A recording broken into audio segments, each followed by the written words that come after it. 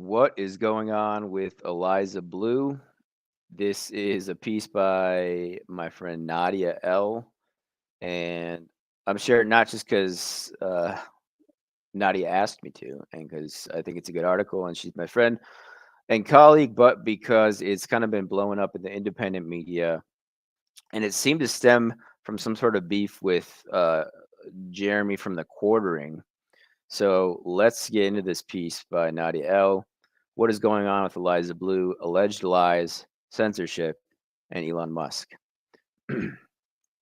A few weeks ago, content creator Brianna Venti tweeted at Eliza Bleu, an alleged victim of sex trafficking, after discovering Bleu in a world star hip hop music video that was posted years ago. In the music video, Blue was dressed in lingerie and dancing in a desert, leaving Venti confused as to why a victim of human trafficking would participate in such a thing. But rather than Blue answering Venti, both Blue and her followers flagged those tweets, which led to Venti getting banned on Twitter. Blue claimed it was because the screenshots Venti posted of her from that video were taken without her consent, but World Star Hip Hop has since responded to this claim. Daniel Cotton, D at worldstarhiphop.com, responding to an email on the statement, which was requested regarding the Eliza Knows video, said, "She was paid for this video and we own full rights. Anything further can be addressed via legal. Thank you." Venti has since stated her original question was never intended to create harm, but that she was simply trying to gain more clarity from the incident. Following the controversy, the video has been removed from YouTube. Brittany Venti wasn't the only one to face censorship for questioning Blue. The Quartering, who retweeted Venti's tweets about Blue, was also banned on Twitter, along with at Yellow Flash Guy. As of January 30th, all three users have had their accounts restored. The censorship here becomes even more problematic when you discover Blue's ties to Elon Musk. Since Musk acquired Twitter, Blue has worked with him to change the site's terms of service, with the intention of removing child sexual abuse and exploitation material off of Twitter. Yet, with the temporary deplatforming that Venti, the Quartering, and Yellow Flash Guy face on Twitter, it's questionable if she has taken advantage of her proximity to Musk and other Twitter employees, such as Ella Irwin, the VP of Trust and Safety at Twitter, as a way to silence voices who challenge her validity, despite those voices not violating any terms of services. Who is Eliza Bleu? You may have seen Blue as a guest on a right leaning media show. She's done a lot of them. According to her Twitter bio, Eliza Bleu calls herself a human trafficking survivor advocate. Blue has been known by several different last names, including Cuts, Siep, or Siep, Siep, and Knows, with a K, but her real name seems to be Eliza Moreland, Morland.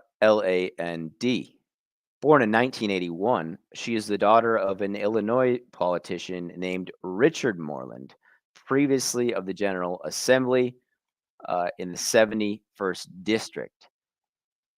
On the podcast Tough Love, Blue claimed she met a photographer at the age of 17 who flew her to LA so she could begin a modeling career. But within 48 hours, the man who promised to make her a star sold her to another man in Hollywood for $500. This was the beginning of an ordeal that was to last for over 15 years. Months later, she was interviewed by Michael Malice about her trafficking, claiming she was trafficked through someone impersonating her on Twitter. These traffickers would make a profile using her identity to then lure people to different sites. In my particular case, there's impersonation profiles. They would lure someone in with my profile, direct the business back to a dating profile, or click this for my news or whatever. Which begs the question, was this trafficking or just a case of stolen identity? The deplatforming of content creators questioning Blue's past ended up backfiring. We call this the Streisand effect. The information that has been found thus far contradicts Blue's alleged age and her trafficking past. Some of what has been uncovered so far, being a cam girl slash model for Chatstar, During the time Blue claimed she was trafficked, she was an active user on MySpace and had photos posted hanging out with Jeffree Star and My Chemical Romance regularly. That's a musician, a band, rock band. She's rumored to have dated the lead singer of My Chemical Romance at this time. She was on the reality show Blind Date in 2006, claiming to be 21 years old. Meanwhile, she claimed to have been trafficked at the age of 17 in 2007. Despite stating that she was in a music video without her consent, other music videos with her dancing in them have emerged since. Runs she ran a nonprofit, or currently runs actually, a nonprofit charity with Epstein victim Virginia Giuffre. The charity is set in Florida, despite neither Giuffre nor Blue currently residing there. It's also questioned whether or not the charity has helped any victims, as its website encourages victims to reach out to the National Human Trafficking Hotline instead of the charity itself. Well, it looks like Teresa Helm is the vice president of that charity, which is interesting. Brad Edwards is a part of it, and so is Margaret Garvin. The inquiry into Blue's past is not to bash her character. It's that she allegedly resorted to deplatforming others when asked about it that has upset others. Her story has loopholes and parts of it which do not make sense.